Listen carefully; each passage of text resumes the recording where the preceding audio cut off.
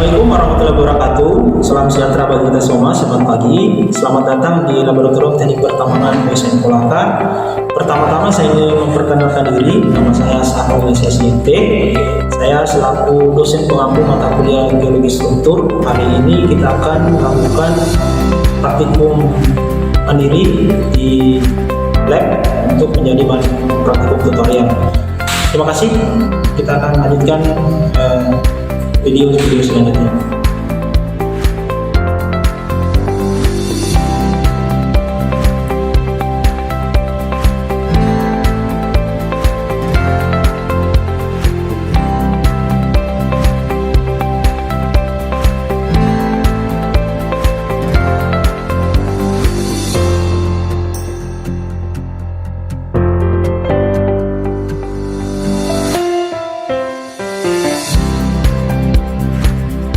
Oleh karena itu, dibuat konsep pelaksanaan praktikum online. Tentunya tidak mengurangi semangat ideal mahasiswa yang akan melakukan praktikum geologi struktur, meskipun dilaksanakan secara online atau daring. Pelaksanaan praktikum ini akan juga dilangsungkan dalam via Zoom meeting, dan video tutorialnya akan dimasukkan dalam channel YouTube Lab Geologi Struktur. Saya berharap mahasiswa dapat mengikuti praktikum ini dengan mudah dan dipahami secara baik dan dilakukan secara mandiri di rumah masing-masing.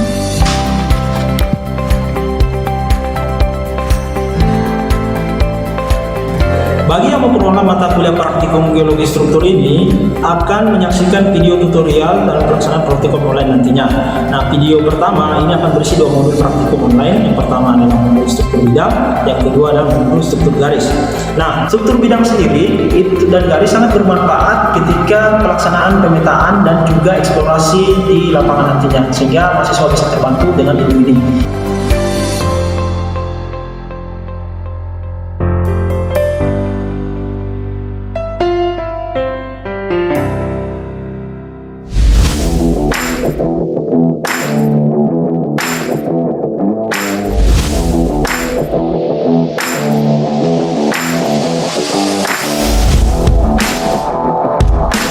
Baik, kita akan melanjutkan video ini. Yang pertama, modul 1 sebagai struktur bidang.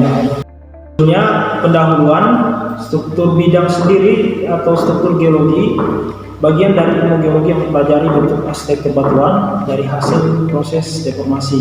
Apa itu deformasi? Merupakan perubahan bentuk dan ukuran pada batuan akibat gaya yang dalam ini pores yang terjadi di dalam bumi. Struktur batuan adalah gambaran tentang penampakan keadaan batuan termasuk bentuk dan kedudukannya. Struktur batuan dibagi 2. Yang pertama proses bentuknya secara primer dan struktur secara sekunder.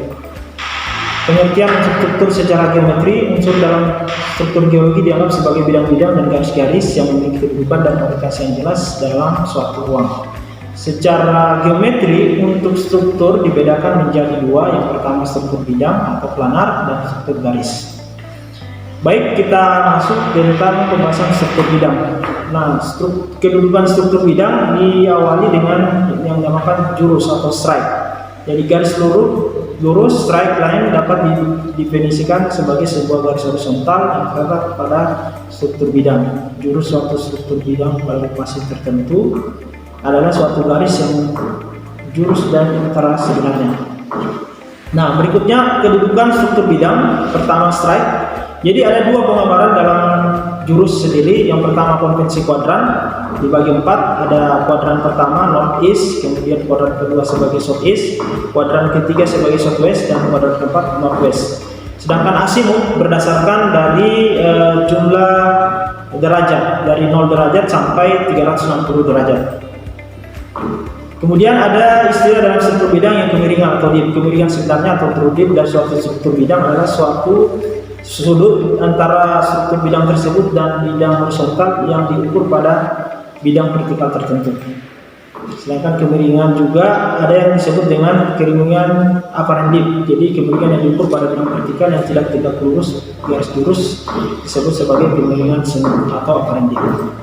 Baik, saya ingin mencontohkan bagaimana penulisan jurus dan kemiringan struktur bidang ketika dituliskan dalam konvensi kuadran. Baik, saya akan mencontohkan bagaimana penulisan strike dan dip pada peta yang akan digambarkan dalam suatu peta. Jadi yang pertama, kita menuliskan arah strike dan dipnya. Ya, kita mengambil contoh di sini adalah arah strike north 45 derajat west dengan dip 60 derajat northeast. Setelah menulis arah strike dan dipnya, kita menarik garis. Ya, kita menarik garis itu di arah strike pada kuadran 4, yang mana dalam hal ini northwest. Dalam penulisannya, menuliskan strike dan dip itu untuk garis strike perbandingannya dengan dip adalah 3:1. Contoh misalkan kita menarik garis strike 3 cm, maka dipnya berarti 1 cm. Nah, penulisan garis dipnya itu dilakukan dengan tegak lurus terhadap strike, dan di ujung dari garis dipnya maka kita menuliskan simbol 60 derajat pada dipnya. Baik, kita akan memulai video tutorial berikutnya. Di sini sudah kita masuk dalam contoh soal pada struktur bidang. Untuk masalah pertama, jadi dua buah kemiringan semu terletak pada suatu struktur bidang. Kemiringan semu pertama itu berarah 240 derajat dengan besar 25 derajat. Sedangkan untuk kemiringan semu kedua berarah 170 derajat dengan besar sudut 20 derajat. Pertanyaannya adalah, tentukan jurus dan kemiringan bidang tersebut. Nah, pertama-tama kalian menggambarkan arah mata angin, yang mana north sebagai arah utara, east, south, sama west. Tetapi di sini Anda membuat proporsional dalam hal ukuran dari arah mata anginnya. Baik, yang langkah pertama kita menggambarkan jurus yang pertama, jurus kemiringan semuanya yaitu 240 derajat. Di sini ditunjukkan pada gambar A dan F1. Kemudian Anda membuka besar sudutnya itu sebesar 25 derajat. Itu arah, kita lihat di sini bahwa Anda mengukur besar tegak lurus antara garis AF1 dan NA itu 25 derajat besar sudut yang dibentuk, tetapi garisnya harus tegak lurus. Berikutnya kita menarik kemiringan semu arah yang kedua itu 170, disimbolkan dengan AL untuk jurusnya. Kemudian kita buka sudutnya sebesar 20 derajat.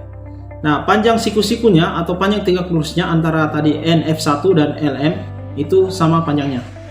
Berikutnya di antara kedua garis siku-siku itu Anda menarik, ya. Jadi di sini panjang B dan B aksen itu sama dengan D dan D aksen. Berikutnya di garis siku-sikunya Anda tarik garis itu sebagai B dan D. Nah, garis ini nanti sebagai garis batu atau sebagai garis yang untuk menghubungkan mencari kemiringan sebenarnya. Nah, kemudian Anda menarik garis tegak lurus dari garis yang warna biru tadi, yang saya kembali dulu. Nah, Anda tarik garis A ke C. Nah, penarikan garis ke AC itu tegak lurus. Nah, setelah itu Anda mengukur, ya, mengukur dari jarak C sama C aksen. Ya, jarak C sama C aksen sama dengan B aksen dan D aksen.